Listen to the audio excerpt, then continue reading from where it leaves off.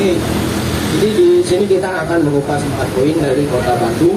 Yang pertama, Bandung terkenal dengan sejarahnya, ya, dua adalah kulinernya, ketiga pusat belanja, terakhir bus-bus dari kota Bandung sendiri. Nah, tapi ngomongin soal sejarah dari kota Bandung, ya, Bandung ini banyak sekali bangunan-bangunan peninggalan Eropa, ya, yang kita bisa lihat salah satu bagiannya di sebelah kanan. Ini dulunya bank, namanya Eskomto. Eskomto ini adalah sebuah bank yang cukup berkembang, yang sekarang dikelola oleh Bank Mandiri. Ya, ini termasuk bangunan cagar budaya golongan A. Nah, golongan itu artinya bangunannya itu nggak boleh direnovasi, baik interior ataupun eksterior.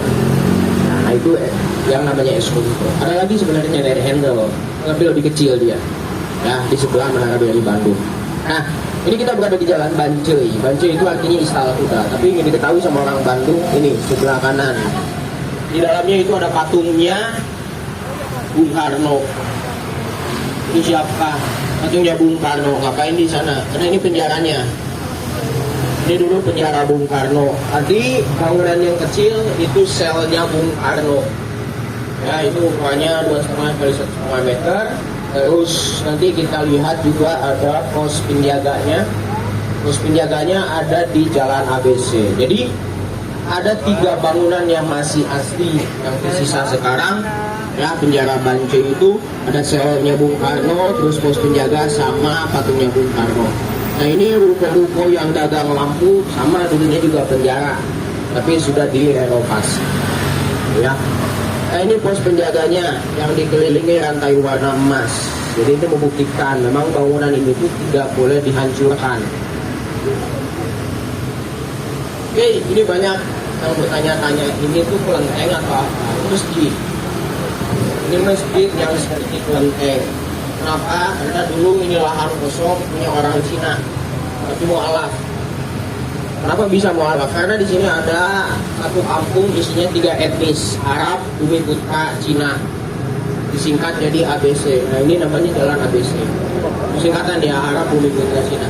Nah, orang Cina itu gaulnya sama orang Arab, sama orang Indonesia yang mayoritas Muslim beli karena di sana 2 kampung. Kayak gitu. Ternyata 3 etnis tersebut adalah pedagang, saudagar yang memisahkan diri dengan orang Eropa. Orang Eropa dagangnya di sini. Jalan Braga. Braga ini berasal dari kata ngabaraga, artinya beradu daya atau memamerkan daya.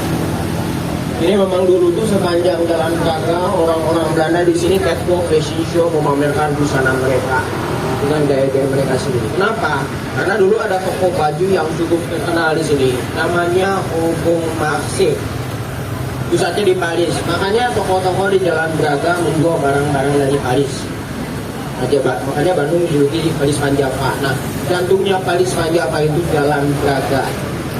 Gitu. Nah, banyak sekali ya bangunan-bangunan yang masih bertahan hingga sekarang dari tahun 1920-an. Ini salah satunya sebelah kanan yang bernama Gedung Gas Negara, dulunya untuk pemasaran pabrik gas. Nah, sekarang jadi sebuah restoran bernama Gas Blok. Itu golongan B. Jadi eksteriornya nggak direnovasi, tapi dalamnya iya. Karena sudah jadi restoran ya. Nah, Bandung masih dijuluki Paris Van Java karena ini sebelah kanan Maison Boucherie. Ya, Maison Boucherie ini adalah restoran Belanda yang menyajikan masakan Prancis. Sudah dirintis dari tahun 1923. Di mana Van Boucherie merintis usaha kulinernya di rumahnya sendiri. Makanya namanya Maison Boucherie. Sekarang namanya apa, Kang? Braga Permai, ganti. Ya, karena ada kasus orang Indonesia masuk restoran tersebut baca menu istighfar. Apakah nggak bisa bayar? Ternyata nggak bisa baca menu ya. Itu gara-gara menunya pakai bahasa Prancis yang ngerti. Hanya kalau ngomongnya susah. Nah, tetap mereka tuh harus pesen, karena kalau mau pesenlah satu makanan namanya kroket de moa. Yang datang perkedel jagung. Makanya dulu orang Prancis sebut perkedel kroket. Makanya orang Belanda ganti nama makanannya. Sekarang masih eksis, boleh dicek aja menunya. Namanya frikadel. Nah, makanya kita nyebut perkedel. Jadi di Indonesia itu ya sebenarnya bahasa Indonesia itu sama kayak bahasa Belanda. Kata-katanya itu kurang lebih ada 5.000 kata lah, sama itu serapan dari bahasa Belanda. Salah satunya adalah perkedel tadi. Ya. Nah, terus apa lagi berkaitan dengan jembatan yang kita lewatin tadi, namanya viaduk. Orang Bandung nyebutnya viade. Ya, itu langsung diralat sama orang Belanda asli. Viaduk. Itu pengucapan yang benarnya, pronunciation yang benarnya kayak gitu, viaduk. Nah, viaduk ini dibangun untuk pengiriman kopi menuju Batavia menggunakan kereta api. Karena Bandung itu terkenal dengan kopi Arabica, di mana biji kopi Arabica yang sudah panen tidak langsung dikonsumsi, rasanya asam. Didiamkan dulu 8 tahun di dalam karung goni. Makanya kenapa di Bandung itu ada 2 pabrik kopi yang masih bertahan dari tahun 1920. Pertama, Javaco, itu ada di Jalan Kebonjati. Kedua, Aroma di Jalan Banjur. Karena 2 pabrik kopi tersebut menerapkan sistem yang sama seperti yang terjadi di sebelah kanan kita. Sekarang jadi kantor wali kota Bandung.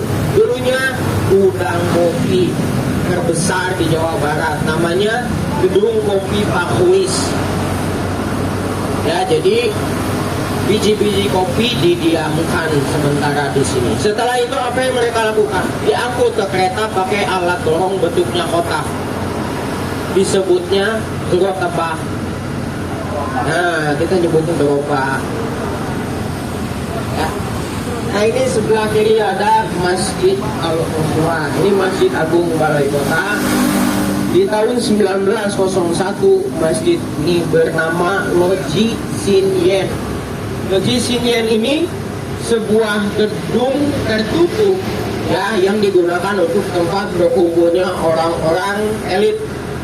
Tetapi saking tertutupnya itu orang-orang nggak tahu dalamnya ada apa. Ternyata pas dibongkar memuja setan. Jadi pertama kali ada konspirasi di Indonesia itu kota Bandung dulu. Nah, itu pusatnya tadi yang jadi masjid. Kenapa? Segmentasi ajaran yang kayak gitu untuk orang Eropa. Kebetulan 1890 kota Bandung banyak orang Eropa. Ya, makanya dimanfaatkan sama orang Rusia, namanya Helena Petrovska Blavatsky. Sebarkanlah ajaran-ajaran kayak gitu. Bangunlah pusat di situ, ternyata berkembang, disebarkan ke arah timur. Bangunlah loji baru namanya Hermes. Sekarang dikenal dengan rumah kentang.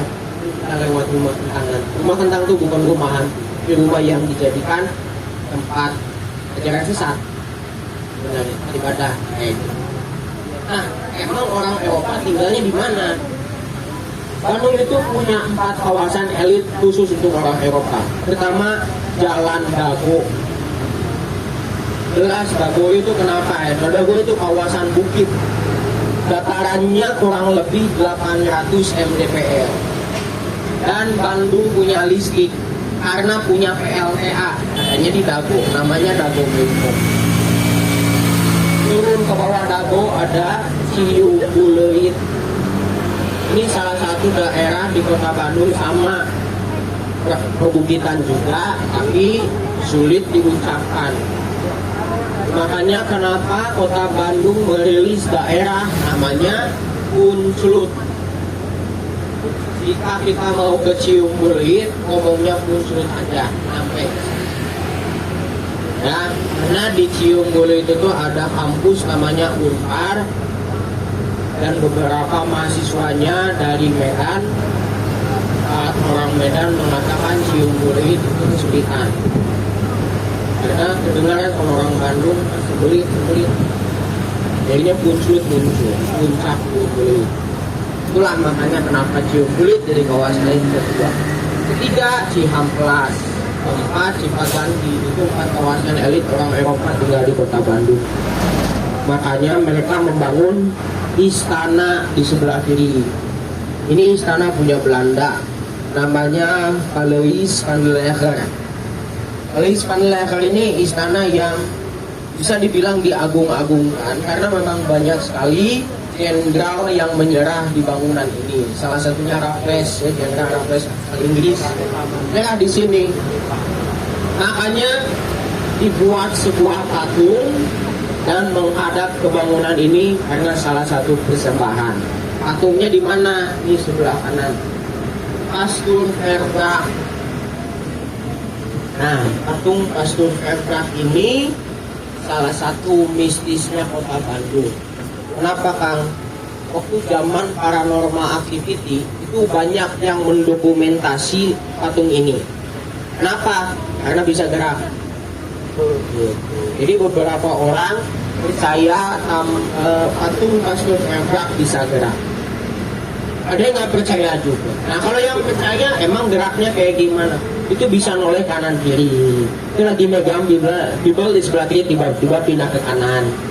Kadang-kadang dijatuhin. Kayak gitu, betul mungkin ya. Kayak dijatuhin. Lebih banyak yang percaya seperti itu. Ya walau alam. Itu di dalamnya Taman Maluku. Seberang Taman Maluku ada Gor Saparua. Ini gor tertua di kota Bandung. Ini gor yang dulunya sangat bermanfaat bagi militer Belanda. Karena apa? Dijadikan sebuah tempat latihan baris berbaris tentara Belanda. Ya, pokoknya Gor Saparua itu memang memiliki keunggulan ya pada zaman Belanda. Sekarang gimana? Saya pikir gornya yang tidak direkomendasikan untuk olahraga itu Gor Saparua. Ya, karena kalau kita lagi jogging, ya tiba-tiba bau seblak, dimsum, tahu, segala macam makanan di sana. Kenapa? Karena di sana terkenal makanannya, bukan tempat joggingnya. Karena di Bandung kalau mau jogging fokus Sabuga, udah beres. Saparua yang mau mengisi lemak, nah, itu Saparua punya. Ya. Nah ini Jalan Liau. Jalan Liau dulunya rumah-rumah dinas militer Belanda. Contohnya sebelah kanan. Jadi Factory Outlet Fashion. Nah, ini rumah Belanda kayak gini dulu, secara desain. Nah, terus itu sebelah kanan Heritage. Heritage itu gedung serbaguna. Makanya pas kita masuk itu ada pilar-pilar. Itu seperti kuil Parthenon yang ada di Yunani. Nah, makanya dulu Bandung itu udah banyak orang-orang Eropa yang tinggal di sini. Ya, saking banyaknya Bandung pernah menjadi pusat pemerintahan Hindia Belanda. Awalnya di Jakarta, pindah ke Bandung. Makanya di Bandung dibangun kantor-kantor pusat. Salah satunya Gouvernementsbedrijven. Kata orang Bandung apa? Gouvernementsbedrijven. Apa? Tulisannya kayak gitu. Karena susah ngomongnya. Kita lihat fisik bangunannya kayak sate. Bukan gedung sate. Ya, padahal di atasnya penangkap kecil. Nah, satenya di mana? Di belakang, sate jando. Ya, salah satu kuliner terkenal. Weekend saja antrinya 50 meter. Kita nggak bisa lewat tempat depan dari gedung sate ya, karena ada acara halal lebih halal. Jadi, sate jando boleh dicoba silakan. Ya, dagangnya pagi-pagi. Nah, ini tampak belakang dari gedung sate. Oh, di belakang. Baru tahu.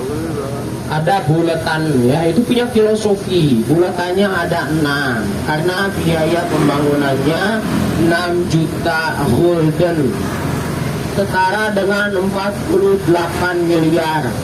Nah, gedung sate ini dibangun selama 4 tahun, dari tahun 1920 hingga 1924, dan menjadi bangunan pertama di Indonesia yang punya ruang bawah tanah atau basement. Sini basementnya jadi Museum Pos Indonesia. Kalau kita masuk Museum Pos itu dibatasi 15 orang karena museumnya sangat sempit dan kecil. Ya, makanya tiketnya gratis. Karena sempit kecil enggak, karena angker benarnya. Jadi di Bandung itu tempat wisata angker pasti gratis ya. Saasnya Museum Pos. Nah, makanya kalau lagi wisata di Bandung nggak bayar, hati-hati, pulang aja cari yang bayar. Nah, demi keselamatan. Ini salah satu alert sebenarnya. Tapi kalau mau nyari yang nggak bayar silakan aja. Berarti uji nyali di Bandung. Beres ya. Nah, sebelah kiri SMAN 20 Bandung. Secara desain ini bangunan Belanda asli. Pernah jadi markas tentara Belanda, SPG, SGO, kampung konsentrasi, di mana tentara-tentara Belanda disekap oleh tentara Jepang. Itu ilmu. Tapi anak Gen Z dan milenial ributnya sekolah Dilan. Itu bukan ilmu. Film di mana-mana Dilan itu nggak pernah sekolah, dia tawuran, itu bukan sekolahnya, itu tempat syutingnya. Ya, karena apa? Ya karena secara bangunan dia bangunannya masih jadul, jadi memang cocok dijadikan tempat syuting yang bertemakan jadul. Itu SMAN 20. Tapi memang saat peralihan Belanda ke Jepang ada 3 kawasan di Bandung itu dijadikan kawasan pembantaiannya atau penyekapan lah kita bilang. Pertama Jalan Citarum, tadi SMAN 20 yang dimanfaatkan, terus Jalan Lombok dan kita akan lewat ini, dan Jalan Cihapit. Ya, Cihapit yang sekarang dikenal dengan banyaknya hidden gem Bandung. Ya, dari segi kuliner. Nah, tapi kalau Jalan Lombok, ini rumah-rumah dinas yang memang dulu kecil-kecil. Nah, ada contohnya sekarang, karena sekarang sudah digabungkan. Kayak KFC. KFC ini gabungan dari 3 rumah dinas militer Belanda. Ya. Nah, alhamdulillah yang dulunya jadi tempat penyekapan, sekarang jadi tempat kuliner di sini. Ya, yang viral tuh ya ini sebelah kiri, kopi saring sinar pagi. Karena Bandung itu lagi ngehits yang namanya sarapan. Dengan apa? Wonton, chili oil, bakmi kayak gitu. Tadi ada rumah Helena juga sama kayak gitu. Nah, jadi di Bandung tuh memang lagi ngehits sarapan-sarapan dengan makanan Hongkong. Nah, itu salah satu kopi saring. Tapi dia perpaduan dengan makanan khas Pontianak juga. Ya, nah, di Bandung Jalan Lombok terkenalnya sama ini sebenarnya, sebelah kanan yang tenda biru, baksonya itu ada cuimi, dia buka setengah 8, bisa sarapan sama bakso, harganya mulai dari 15.000, sangat terjangkau, silakan boleh dicoba. Bang, habis gimana dong? Tenang, masih ada tukang bakso di sebelah kiri. Lomi bakmi Lombok, tapi ini bukanya jam setengah 10. Oh ini enak, tapi sering banyak yang berantem ya suami istri. Kenapa? Karena suaminya ngebakso, istrinya penyeberang karena ada MS Glow. Nah, ini sangat bahaya. Ya, pembelajaran bapak-bapak ya, harus diikat ibu-ibunya kalau ngebakso ke Lombok. Oke, kalau nggak dibungkus take away. Nah, ini Jalan Aceh. Nah, di sini rumah kentang ya berada. Nanti kita lihat di sebelah kanan. Ini rumah kentang, Dek. Kan selama ini adik-adik mengenal rumah kentang, Nek. Iya, mengenal rumah kentang. Nah, ini rumah kentang. rumah kentang ya. Rumah kentang. Secara desain asli ya. Asli ini tuh. Nah, jadi rumah kentang itu rumah yang dijadikan tempat ibadah sesat di malam hari, di malam aja.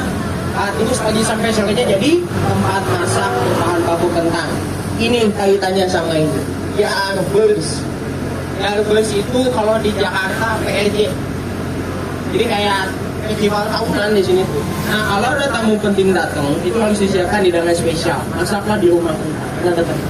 Nah, makanya orang-orang Belanda tahu rumah kentang itu adalah tempat masak berbahan baku kentang. Itu versi pertama. Versi kedua, rumah kentang sering bau kentang rebus waktu terbengkalai. Artinya untuk laki-laki. Kalau perempuan bau melati di sini sebelah kanan. Yang tadi ada patung Pastur Verbrack itu sering bau melati. Kenapa, Kang? Ya nggak usah ditanya, itu baunya tinggi-tinggi. Oh, kuntilanak. Terus dilihat lelaki bertulang lunak. Di sana tuh banyaknya boti. Bencong. Yang namanya Karena nggak ada, karena orang lebih takut di bencong lebih banyak di sana ya. Dia pakai parfum lagi merek Miniso. Ya, pakai KV mungkin. Nah, karena memang dulu itu memang sangat ngehits di sana. Kang masih ada nggak Kang? Udah nggak ada, alhamdulillah.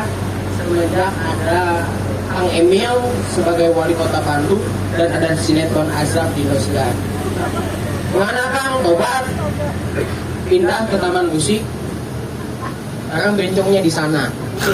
Pindah doang sebelah SMA 5 SMA 3. Karena Bandung itu terinspirasi dengan kota yang ada di Thailand, Bangkok.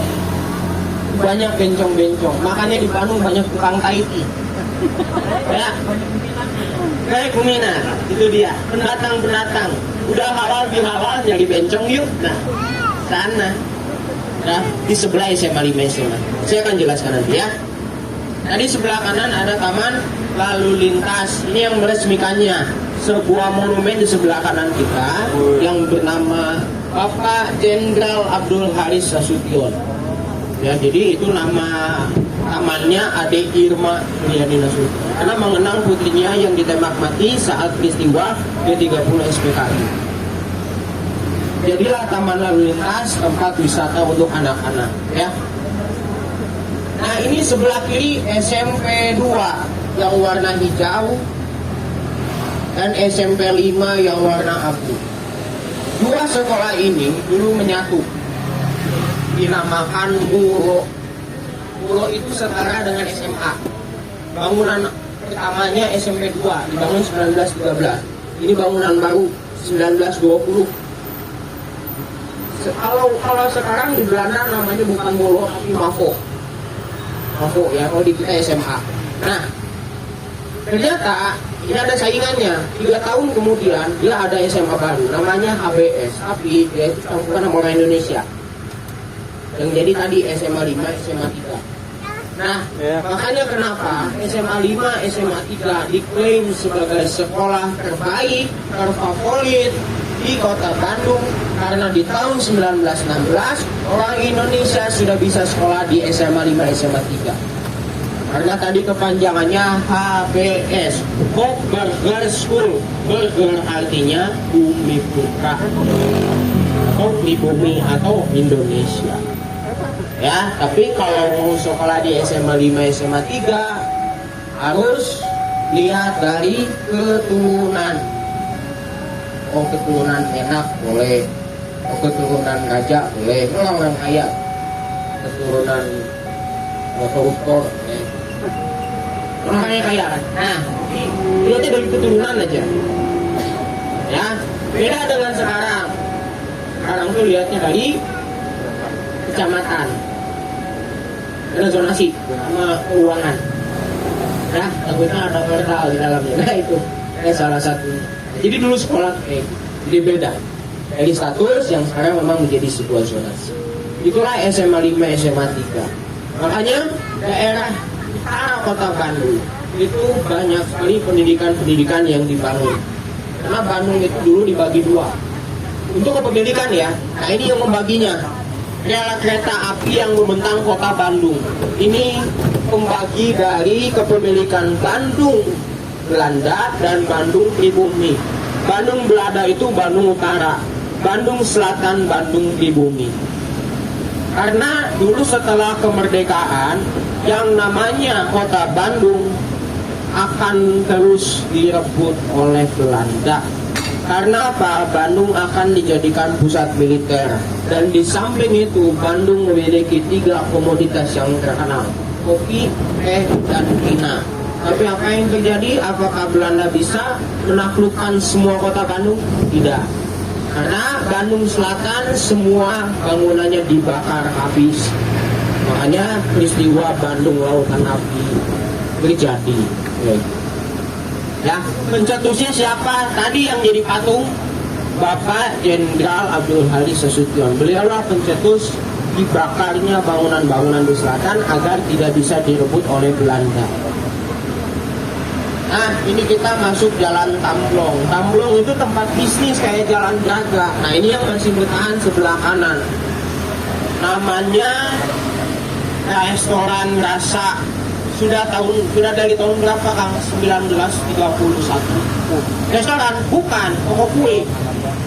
Jadi dulu tuh terkenalnya sama toko kue, Ayah Kartika Sari kalau zaman sekarang. Jadi Cake Haze namanya. Cake Haze itu terkenal dengan salah satu kue lapis legit. Nah, makanya orang-orang luar kota Bandung itu banyak yang beli oleh-oleh lapis legit itu ke restoran ngerasa enak banget. Harganya juga sangat ramah di kantong ya, loyangnya 10 juta. Ya, maksudnya ramah di kantong orang Belanda sebelum beres pokoknya. Tapi itu sangat berkembang karena kualitasnya yang terjaga. Jadi banyak orang-orang yang, aduh, 1 juta mahal banget. Enggak, karena beli, karena enak. Ya, worth it. Ya, jadi kebayar gitu, 1 juta dengan kualitas yang enak, bayar. Ya, kayak beli sepatu Jordan, tapi kualitasnya bagus, ya. Beli aja mahal-mahal, tapi beli aja bagus. Kayak gitu. Ya. Nah, tempat bisnis kedua yang bertahan ini Hotel Grand Pereangan. Ini hotel kedua. Dulu hotel ini dibangun 1892, renovasi 1927 dengan desain Art Deco. Ini adalah hotel pertama yang punya fasilitas kolam renang. Makanya Charlie Chaplin pernah ke sini. Renang doang. Nah, kenapa berenang doang? Karena udah nginep di Sapoyongan. Masalahnya Sapoyongan nggak punya kolam renang, akhirnya berenangnya di sini. Ya, dan ini hotel yang memang gayanya kebebasan dan banyak yang ikut serta juga. Bung Karno salah satunya. Waktu itu Bung Karno lulus dari ITB, tahun kemudian langsung diajak jadi juru gambar sama dosennya. Karena dosennya itu arsitek utama, namanya Schumacher. Ya. Nah, ini sebelah kanan titik kilometer 0. Ini bukti kota Bandung pindah. Dulu ibu kotanya di mana? Dayakolot. Pindah aja sama Bapak Wilanata Kusuma II untuk memindahkan ibu kota dan ketemu sama Daimler suruh bikin kota di sini di tepi jalan raya. Nah, kenapa Dayakolot dipindahin kan? Banjir. Jadi Dayakolot banjir itu kenapa? Takdir Allah. Nah, ini nyata. Kenapa saya akan jelaskan? Karena berkait dengan kota Bandung. Nah, sebelah kiri Hotel Savoy Command dibangun 1887, renovasi 1934 dengan desain streamline Art Deco. Hotelnya telah direnovasi karena desain yang membuat lama, karena bangunannya ingin seperti kapal yang akan terbang, kapal pesiar. Nah, ini sebelah kanan gedung Merdeka, tempat hiburan dulunya ya, namanya Concordia. Concordia itu semacam kayak menonton teater, bioskop di sini, sama tempat orang-orang elit kumpul. Ya, yaitu gedung Merdeka. Nah, kalau orang Bandung mainnya di mana? Di sebelah kiri, alun-alun.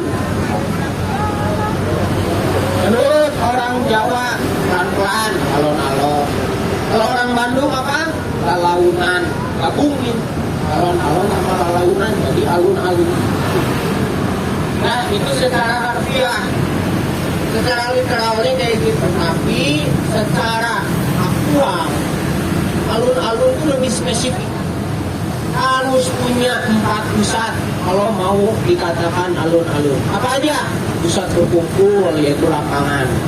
2. Pusat ibadah Masjid Agung. 3. Pusat perdagangan Pasar Cikuriang. Terakhir, pusat pemerintahan yaitu pendopo. Nah, dari keempat pusat tersebut disebutlah alun-alun. Tapi dulu yang namanya tempat ibadah itu bukan Masjid Agung.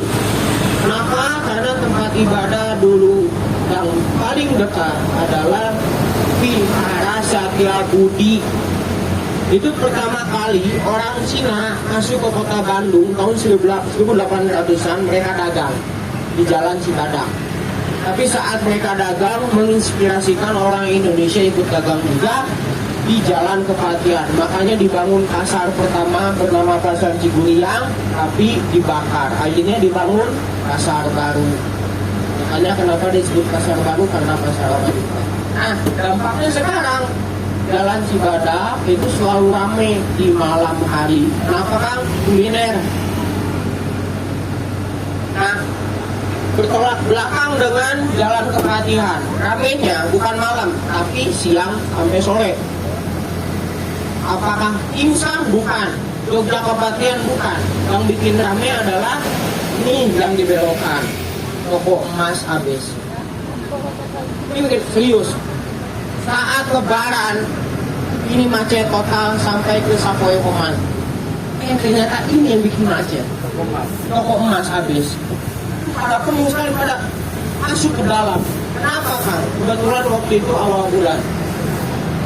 Ya, jadi toko emas ini ramainya awal bulan, akhir bulan. Awal bulan beli, akhir bulan jual. Nah, itu sudah menjadi hal yang. Nah, sebenarnya di sini pasar pertama itu letaknya di sebelah kanan, namanya Pasar Ciguliang. Tapi dibakar, akhirnya dibangun pasar baru. Nah masalahnya, pasar baru nggak bisa dibangun di sini karena setengah lahannya udah di rumah panggung. Dibangunlah di Jalan Otista yang lahannya lebih luas. Dan terakhir Pendopo, yang dulunya kantor Bupati Bandung Kota Wiranata Kusuma II, memindahkan ibu kota dari Dayakolot. Kenapa Dayakolot banjir? Takdir Allah, betul. Karena dulu Bandung itu sebuah bendungan yang luasnya 50 kali 30 km. Nah ternyata ya dasar danau atau dasar bendungannya itu adalah Dayakolot. Makanya segala apapun air itu akan turunnya pasti ke ujungnya, ke dasarnya, yaitu Dayakolot. Oke, kita sudah sampai. Saya ucapkan terima kasih Ibu, Bapak, Kang Tete, adik-adik sekalian sudah bertemu bersama saya Kang Fajar dan Mas Sarwono. Mohon maaf apabila ada kata-kata yang kurang berkenan. Sampai jumpa lagi lain waktu. Selamat pagi. Assalamualaikum warahmatullahi wabarakatuh.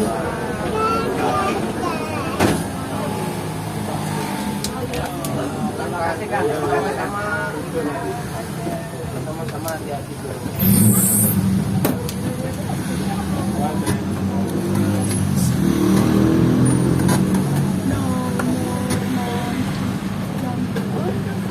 Ya, sama-sama Pak. Sama-sama Ibu. Terus ya Mas. Sama-sama Mas.